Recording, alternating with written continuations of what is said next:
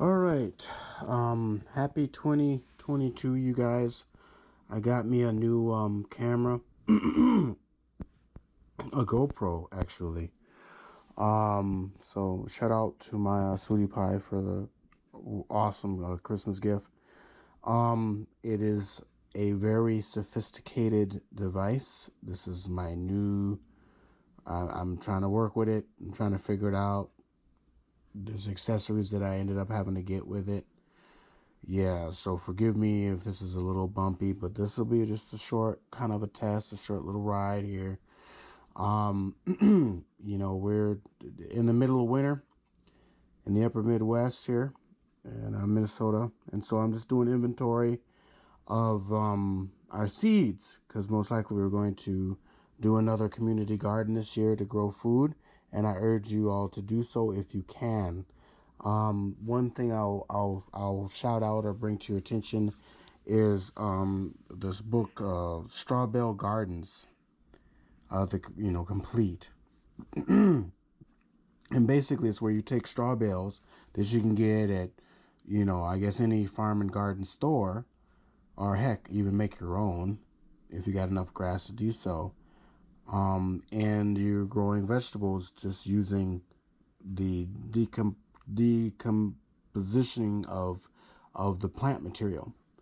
And it doesn't take up a lot of space, especially if you don't have a lot of space to work in, or if you don't want to tear up your yard and all that, or if you don't have the strength to do so, if you're older or whatever.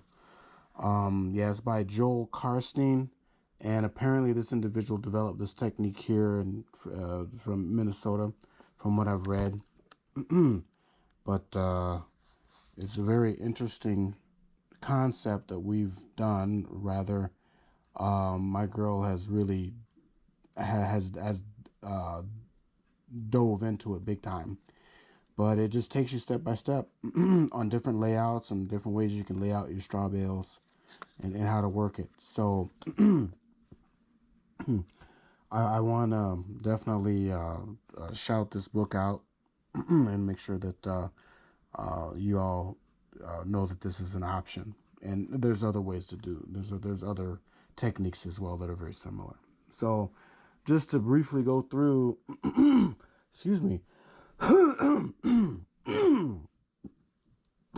excuse me about that. Just going through our seed inventory, or some of our seed inventory, and we've got a lot of seeds here going on. A lot of these are Japanese vegetables that she's brought from Japan. Plus, there's Kanazawa.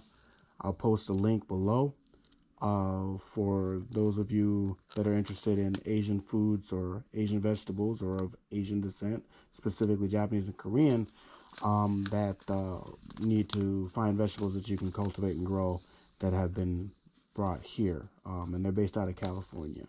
But yeah, Japanese greens, Mizuna, Oba, Nira, all kinds of stuff.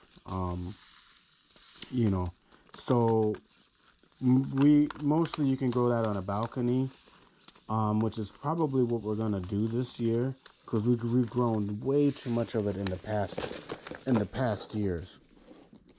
I mean, like it's like, and then of course it's like, where do you distribute it? You know what I mean? Red shiso, you can make a really nice drink out of it. So if you are at a level of being able to produce a high quantity amount of such things, you can even rent out a culinary or commercial kitchen to bottle such items. It's a lot of work, but you can do it. These are Azuki Beans, which makes a nice sweet paste. It's one of my favorite Azuki. This is Azuki Beans here. And forgive me if I'm off camera. I'm getting used to this machine here. So yeah, a lot of Japanese vegetables, alll, shiso, so on and so forth. In this box, we got some buckwheat. One can grow. And then Ancient Grains Mix. I want to keep this, and I need to probably get maybe a couple more packets of this. And this is just to be able to make bread. And I'm pretty sure you can make these sprouts in the house using hydroponic methods, or at least off of a balcony. And this would be very important if you want to make your bread. So Ancient Grains Mix. So just want to give y'all that. Yeah, so just kind of was going through inventory as we start to move into spring eventually. Kuromame. This is especially for Sechidori, which is Japanese New Year dish that you can. It's generally garnished with actual gold flakes. For prosperity and for longevity. I actually like this.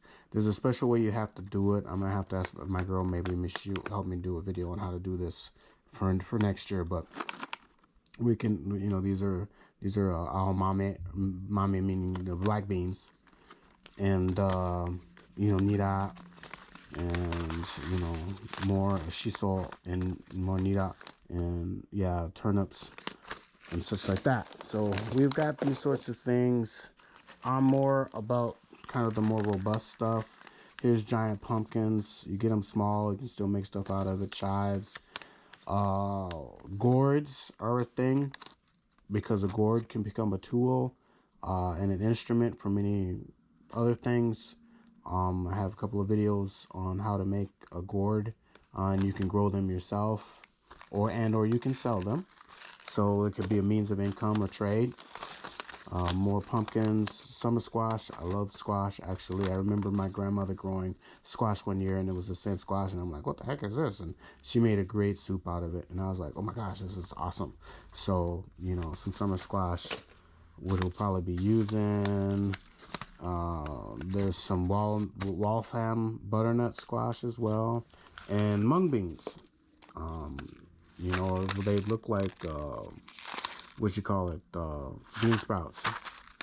So we probably won't be growing those like in the garden, because those things are kind of easy, something easy to grow in the house.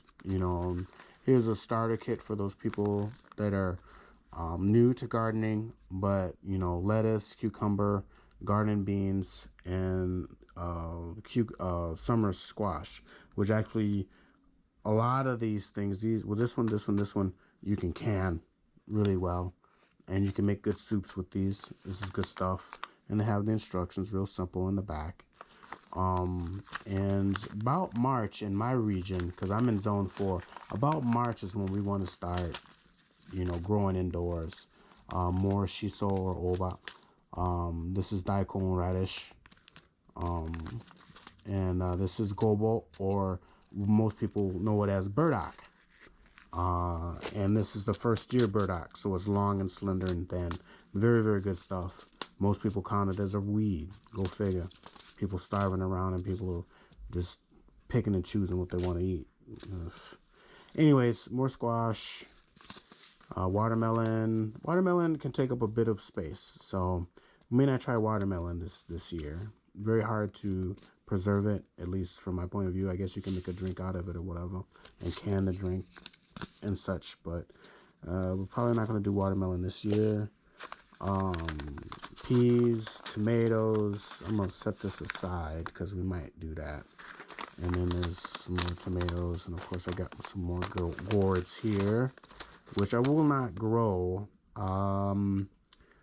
The calabasa, just because the bottle gourd, just because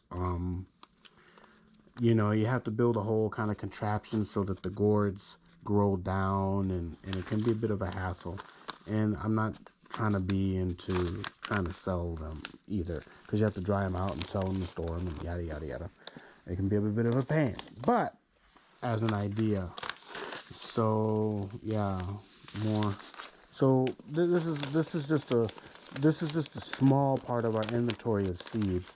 Seeds become a thing, especially in times, especially when we're talking about supply chain issues and stores. Might be running out of food and this and that and the other thing. We live in the city. And so raising chickens or rabbits and that sort of thing, goats and that kind of thing, nah, we can't even have pets where I live right now, which kind of irks me a bit. But that's a whole nother conversation. But for those people that have property and you have the zoning rights to raise bees, raise goats, chickens, pheasants, even, maybe a llama or two, meaning a llama, then you can do that. But right now, what I've picked out is just some cucumbers to grow, soybeans for edamame, the tomatoes, these beefsteak hybrids right here. I may really try and grow some rice and just get a small pool. And this is from the Kitazawa Seed Company. Look it up. Again, I'll put a link below. Lots of Japanese vegetables and Asian vegetables that they sell out of Oakland, California. So I'm going to try, and I love Japanese rice. I mean, I like rice in general, but Japanese rice specifically as a species, I really enjoy it. And I'm going to see if I can try to grow it. In Minnesota, wild ricing is a big thing. You just got to know where to go. I'm going to do some squash, most likely. And another, this butternut, this Burgess buttercup squash is what I'm probably going to look into, plus some other things as the time nears. But start on things. This is kind of, I think, for those of you that are thinking prepper mindset and trying to be ahead of the curve, start getting your seed inventory up. Save some of your crop just specifically for seeds, because being dependent on the state is not even something, even growing up, I was ever really comfortable with, just the way I was raised. And I've tended many a garden growing up. I hated it, but I'm glad that I know or have the experience that I have now, to where if I need to grow something to eat, I can grow something to eat. Haven't really gotten into fowl or bovine, equine husbandry, because that takes a special skill set. You got to keep your animals healthy and et cetera, et cetera. And husbandry basically means you're raising livestock for food or what they produce. If you're raising goats, it's usually milk or cheese or even the meat. The hides work too. Chickens, usually the eggs and or the meat. Rabbits, the pelts, the meat, so on and so forth. So just something to think about. I'm throwing out there. Again, trying out my little GoPro here, see how that kind of works out, how that feels. But again, start to get your head start on things and start to get your preps going up, especially as we're coming out of this this winter time. Because I don't know. I'm not a harbinger of bad news necessarily, but I keep my ear to the ground to certain things, and I don't like what I see, and I'm much more of an independent person than that. So, anyways, thanks for putting up with my bad cinematography. It's my first time, and I hope this inspires you.